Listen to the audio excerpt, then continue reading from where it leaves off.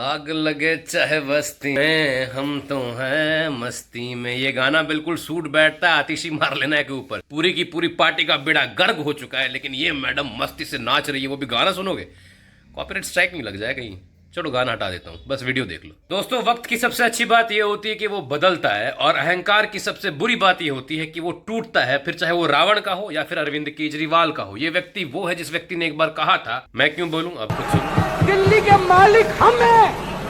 तो मैं आपको एक बात बता दूं दोस्तों कि लोकतंत्र में कहीं का मालिक कोई नहीं हो सकता है। हम चुनते हैं, और हम जिनको चुनते हैं हम अपने सर्विस के लिए चुनते हैं, और जिसको हम अपने सर्विस के लिए चुनते हैं उनको सर्वेंट कहा जाता है। बहुत अगर हम उसे सम्मान देंगे तो उसे हम दिल पे लगाएंगे। आज अगर बीजेपी जीती है तो हमने बीजेपी को भी सर्विस के लिए चुना है कि बीजेपी अच्छा सर्विस करके दिखाए। लेकिन आम आदमी पार्टी वालों को ये अहंकार हो गया था, ये गलतफहमी हो गई थी कि वो मालिक बन बैठे हमारे, फेंक दिया।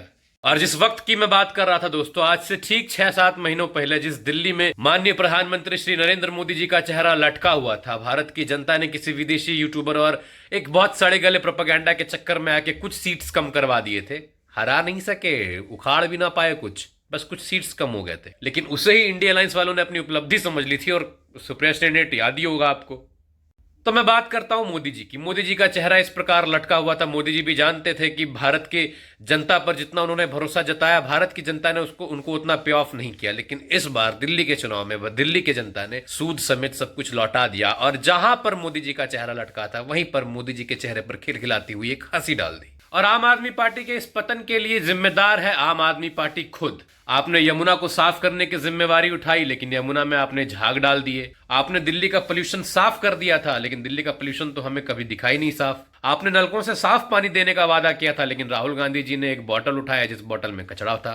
सबसे हंसी तो मुझे आती है कांग्रेस पार्टी वालों के विचारधारा में। कांग्रेस पार्टी वाले आज से ठीक 6-7 महीने पहले ये दम भर रहे थे कि यमुना साफ हो चुकी है, लेकिन 6-7 महीनों बाद जब अरविंद केजरीवाल ने कांग्रेस पार्टी वालों को आंख दिखाई, तब फिर कांग्रेस वालों की आंखें खुल गई और उनको फिर यमुना गंदी दिखने लगी। राहुल गांधी ने टैप वाटर का पर्दाफाश कर दिया। मतलब कांग्रेस पार्टी इन्हीं में खुश है भाई। वो लोग बहुत खुश है कि ये हार गए, आपदा साफ हो गया।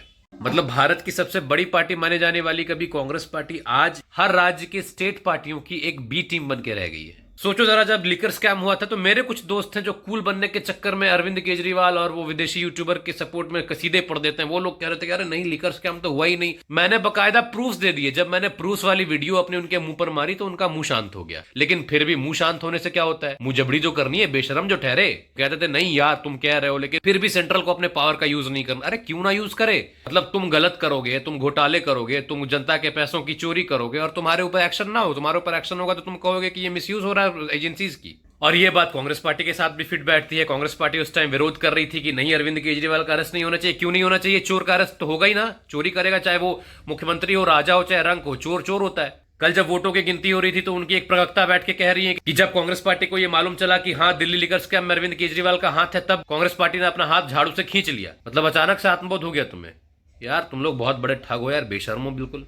सब एक ही थाली के चट्टे बट्टे हो, फिर जाकर किसी में मिल जाओगे। अहंकार के मद में चूर अरविंद केजरीवाल शुर्बनखाओं की फौज लेकर चलते थे। पीछे देखो ये वाली हंसी याद है क्या? रेखा जी नाम था शायद इनका। किस प्रकार हंस रही थी अभी, कैसे अभी विलाप भी शुर्बनखा जैसे ही करना आप। दोस्तों, ये दैनिक जागरण का आज का अखबार है। इसको अगर आप पढ़ोगे इस लाइन को तो आपको क्लियरली ये पता चलेगा कि कांग्रेस पार्टी बेसिकली राहुल गांधी ने ये एक संदेश देने की कोशिश की है कि कोई भी राज्य की पार्टियां अगर कांग्रेस पार्टी के साथ तालमेल ना बिठाएगी तो कांग्रेस पार्टी इसको हराने का काम करेगी। लेकिन इतनी अमादा तो कांग्रेस पार्टी में है नहीं। 1-2% वोट शेयर वाली पार्टियां जिसको शायद एक सीट भी ना मिला हो, वो क्या ही फर्क डाल सकती है। इनके कैंडिडेट्स को भी वोट वही मिला है, 1000, 2000, 4000। इनके कैंडिडेट्स से ज्यादा तो AIMIM के ताहिर हुसैन ने वोट ला दिया, 35,000। अच्छा, ताहिर हुसैन से ज्यादा है कि ताहिर हुसैन जो एक भगौड़ा, एक आतंकवादी है, उसको इतना सपोर्ट मिल रहा था। मतलब 30,000 लोगों का सपोर्ट मिलना, 30,000 मूर्खों का, 30,000 आतंकियों को सपोर्ट करने वाली, उस आइडियोलॉजी को मानने वाले लोगों का सपोर्ट मिल रहा था इसे। ये जब पैरोल पर बाहर आया तो कुछ इस प्रकार से चुनाव प्रचार चल रहे थे, लोगों ने इसे विजेता तक घोषित कर दिया था। लेकिन अब वहीं के लोगों का हाल देखोगे।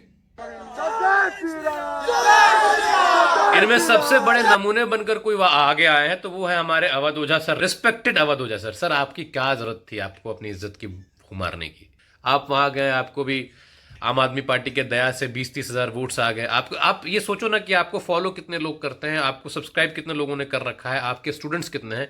लेकिन उसके 10% भी वोट्स में तब्दील नहीं होते। ठीक ऐसी ही बात कुछ जर्मन कॉकरोच के साथ भी है, उसके व्यूज जो है ना वो कभी वोट्स में नहीं बदलते। तो आपको भी ये मालूम होना चाहिए कि जो सोशल मीडिया इन्फ्लुएंसर्स है, व्यूज उनको आ सकता है, वोट्स नहीं आ सकते। अच्छा, अगर हम ओवैसी की पार्टी की बात करें तो पहला ताहिर हुसैन और दूसरा शिफाउर रहमान, ये दोनों दिल्ली दंगों के मुख्य आरोपी हैं। ये लोग, ओवैसी की पार्टी इन दोनों को टिकट्स देती है। आप जरा अपना दिमाग लगाओ और सोचो कि सेक्युलरिज्म कहां है। Where is the shit called secularism. ये लोग सेक्युलरिज्म मानने वाले लोग हैं, जो लोग जानते हैं कि इन पर एंटी हिंदू राइट्स भड़काने के आरोप हैं, इन लोगों ने किया है, इन लोगों ने हिंदुओं का कत्लेआम किया है, वैसे लोगों को ये लोग टिकट देते हैं और फिर ये लोग भारत के संविधान पर शपथ पाते हैं।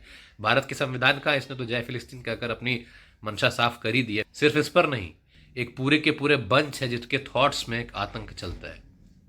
समझो बात को। अगर ऐसा नहीं होता तो इतने लोग इसके जुलूस में नहीं आते, इतने लोग इसको सपोर्ट नहीं करते। क्यों सपोर्ट कर रहे हैं? एंटी हिंदू है इसीलिए।